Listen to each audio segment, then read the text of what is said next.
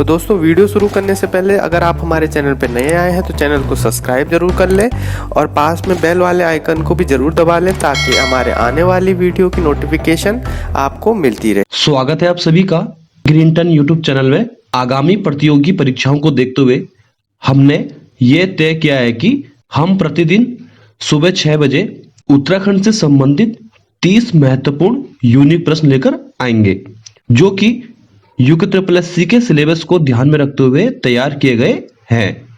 सभी दोस्तों को गुड मॉर्निंग और नमस्कार। यह Uttarakhand daily one liner quiz का सेट नंबर 35 है। तो चलिए दोस्तों शुरू करते हैं आज का क्विज। आज का पहला प्रश्न है, किस वर्ष वन अनुसंधान संस्थान देहरादून ने अपनी स्थापना के 100 वर्ष पूर्ण किए थे? तो इसका सही उत्तर है 2006 में। जो वन अनुसंधान संस्थान है आपका देहरादून जनपद में है और वन अनुसंधान संस्थान यानी कि एफआरआई की स्थापना 1906 में की गई थी और अपनी स्थापना के एफआरआई ने अपनी स्थापना के 100 वर्ष कब पूर्ण किए थे?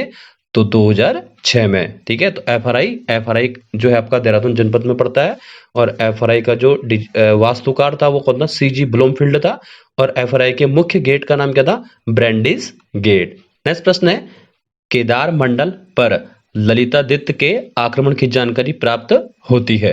तो इसका सही उत्तर है राजद रंगड़ी में मिलती है। ठीक है, दूसरी बात यह है कि प्राचीन काल में गढ़वाल को केदारखंड कहते थे और प्राचीन काल में कुमाऊं को मानसखंड के नाम से जाना जाता था। ठीक है, और बौद्ध धर्म में उत्तराखंड को हिमवंत भी कहा जाता है। ठीक है, नेक्स्ट प्रश्न है, कुमाऊं परिषद का कांग्रेस में विलय कब हुआ था? तो इसका सही उत्तर है 1926 में। ठीक है, यहाँ पे थोड़ा देख लेते हैं एग्जाम की दृष्टि से कौन कौन से प्रश्न बन सकते हैं। यहाँ पे कुमाऊं परिषद के बारे में जैसे देख लेते हैं कि कुमाऊं परिषद की स्थापना 30 सितंबर 1916 को की गई थी। ठीक है, नैनीताल जनपद में।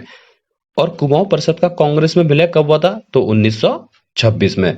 नेक्स्ट प्रश्न है, राजाजी राष्ट्रीय उद्यान का नाम किस प्रसिद्ध व्यक्ति के नाम पर समर्पित किया गया था? तो इसका सही उत्तर है चक्रवर्ती राजगोपालाचारी के ऊपर। ठीक है, यहाँ पे देख लेते हैं राजाजी राष्ट्रीय उद्यान की स्थापना 1983 में की गई थी। ठीक है, नेक्स्ट प्रश्न है, उत्तराखंड के किस राजवंश को स्वर्ण युग के नाम से जाना जाता है? तो इसका सही उत्तर है कत्यूरी या कार्तिकेयर साम्राज्य को। नेक्स्ट प्रश्न है, सन 1926 ईस्वी में कृपाराम मिश्र ने कोटद्वार से किस पत्रिका की शुरुआत की थी? तो इसका सही उत्तर है गढ़ देश। नेक्स्ट प्रश्न है, उत्तराखंड में भारतीय सिंचाई अनुसंधान संस्थान कहाँ स्थित है? तो इसका सही उत्तर है रुड़की में। ठीक है, तो अब थोड़ा देख लेते हैं एग्जाम की दृष्टि से कौन कौन से प्रश्न बन सकते हैं। ठीक है, आयोग ने किसी पेपर में यह पूछा था अपने प्रीवियस पेपर में कि भारतीय सिंचाई अनुसंधान संस्थान कहाँ स्थित है? तो ऑप्शन में हरिद्वार भी डाला था, ऑप्शन बी में रुड़की भी डाला था। ठीक है, इस टाइप के ऑप्शन डाले थे मतलब। ठीक है, तो इसका जो एक्चुअल जो आंसर है वो है आपका रुड़की।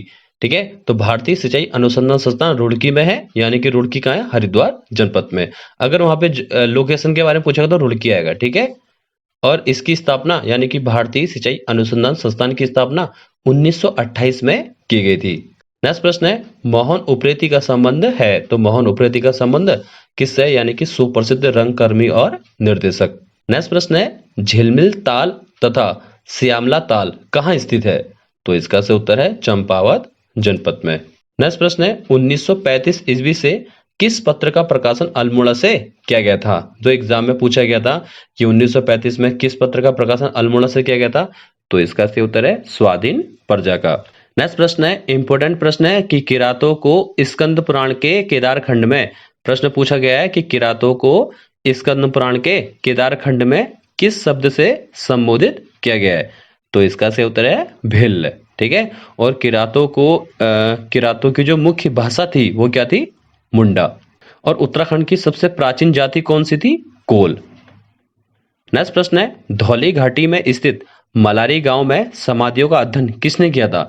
तो इसका सही उत्तर है शिव प्रसाद डबराल ने। ठीक है, और कब किया था? 1956 में। नेक्स्ट प्रश्न है, राहुल सांस्कृत्यायन का मूल नाम था? तो इसका सही उत्तर है केदार पांडे। नेक्स्ट प्रश्न है, उत्तराखंड साहित्य से संबंधित है।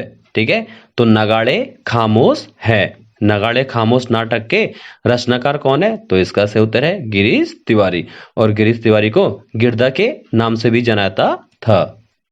नेक्स्ट प्रश्न है कंडाली या किरजी नामक उत्सव भूटिया जनजाति के द्वारा मनाया जाता है, ठीक है, और कितने टाइम में मनाया जाता है? यानी कि 12 वर्षों में एक बार मनाया जाता है, यानी कि कंडाली या किरजी उत्सव। और कौन सी जनजाति के द्वारा मनाया जाता है?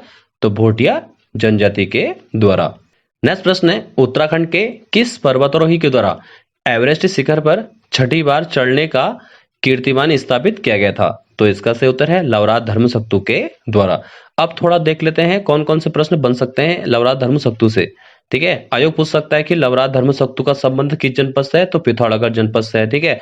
और लवराज धर्मसक्तु को पद्मश्री कब दिया गया था? तो 2014 में दिया गया था। और लवराज धर्मसक्तु यानी कि पिथौरागढ़ के इन्होंने यह एक क्या है? एक पर्वतारोही है। इन्होंने एवरेस्ट शिखर यानी कि छठी बार चढ़ने का कीर्तिमान प्राप्त किया था। नेक्स्ट प्रश्न है चैतू तथा माड़कू नामक चित्रकार को किस पवार राजा ने अपने दरबार में आश्रय दिया था? तो इसका सही उत्तर है सुदर्शन शाह ने। अब थोड़ा देख लेते हैं सुदर्शन शाह के बारे में। सुदर्शन शाह टिहरी रियासत के यानी कि पवार वंश के 55वें क्रम के राजा थे, ठीक है। और सुदर्शन शाह ने टिहरी रियासत की स्थापना 28 दिसंबर 1815 को की थी। और सुदर्शन शाह का जो कार्यकाल है आपका 1815 से 1856 के बीच में था। और सुदर्शन शाह ने चैतू तथा माड़कू नामक चित्रकार को अपने दरबार में आश्रय दिया था, जो एग्जाम की दृष्टि से मोस्ट इंपोर्टेंट प्रश्न है। नेक्स्ट प्रश्न है प्रजाबंधु नामक समाचार पत्र के प्रकाशन का श्रेय जाता है, ठीक है।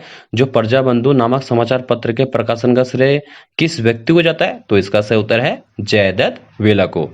अब थोड़ा देख लेते हैं जयदत्त वेला के बारे में। तो जयदत्त वेला ने प्रजाबंधु नामक समाचार पत्र का प्रकाशन किया था। यह एक साप्ताहिक पत्र था, ठीक है, जो 1947 से शुरू किया गया था। यानी कि कहने का मतलब यह है कि जो प्रजाबंधु नामक जो समाचार पत्र है यह एक साप्ताहिक पत्र था। और प्रजाबंधु नामक समाचार पत्र का प्रकाशन जयदत्त वेला के द्वारा 1947 से किया गया था।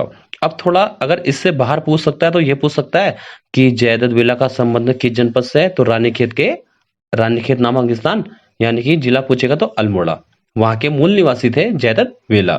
नेक्स्ट प्रश्न है गढ़वाल मोटर ऑनर्स यूनियन की स्थापना कब हुई थी?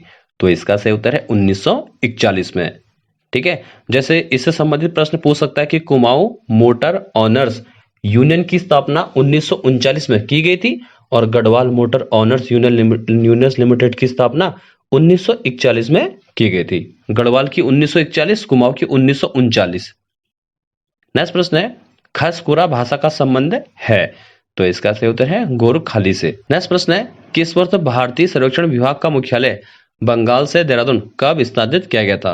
तो इसका सही उत्तर है 1942 में। नेक्स्ट प्रश्न है जनगणना 2011 के अनुसार उत्तराखंड की कुल जनसंख्या है, ठीक है। बहुत बार अधिक पेपर में पूछा जाता है कि 2011 की जनगणना के अनुसार उत्तराखंड की कुल जनसंख्या कितनी है? तो 186 292 है।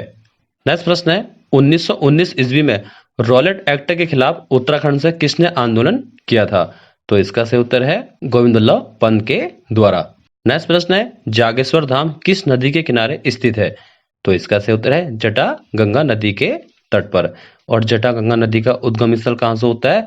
कुंजाखोली नामक स्थान से। और जागेश्वर धाम का प्राचीन नाम क्या है? डारूका वन, क्योंकि जागेश्वर धाम के पीछे देवदार के वृक्ष हैं।